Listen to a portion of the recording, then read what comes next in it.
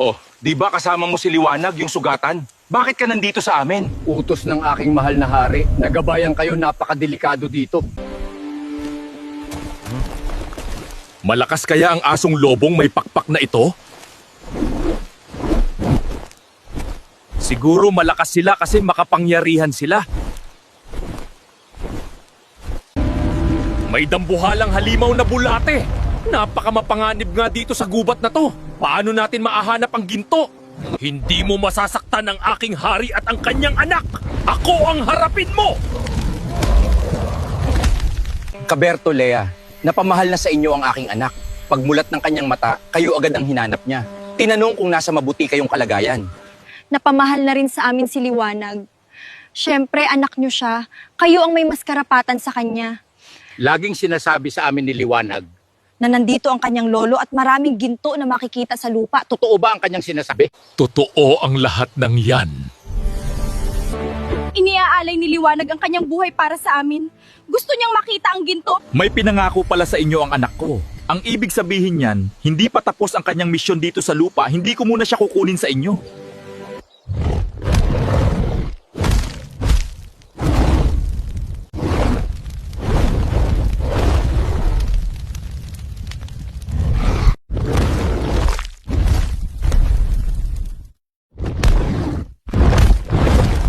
Ang dalawang gwardya ko, may kalabang mga halimaw!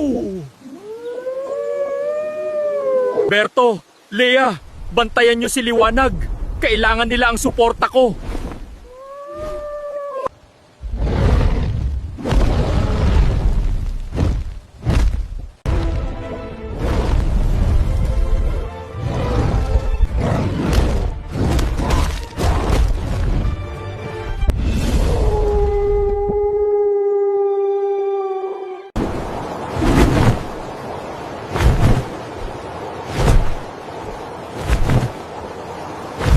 Tinalo mo ang dragon?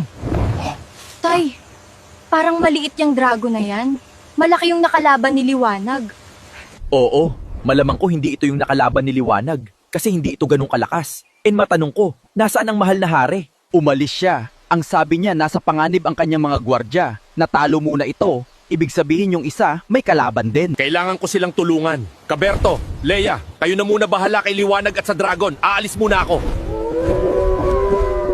Tay, buhay pa yung dragon. Anong gagawin natin? Baka bugahan tayo ng apoy niyan. Kumuha ka ng tali. Bilis! Mag-ingat ka, anak. Baka makagat ka. Naku po, gumilid ka ng konti. Baka mamaya magbuga ng apoy yan. Yung paa ni Liwanag natapakan. Alam ko hinahanap niyo ang inyong kalahi. Nandoon sa aming kuweba, nakakulong siya. Tay, narinig mo ba yon? Oo, narinig ko. Kailangan nilang malaman agad-agad. Bakit hanggang ngayon wala pa ang ating anak? Maggagabi na. Baka makabangga siya ng eroplano.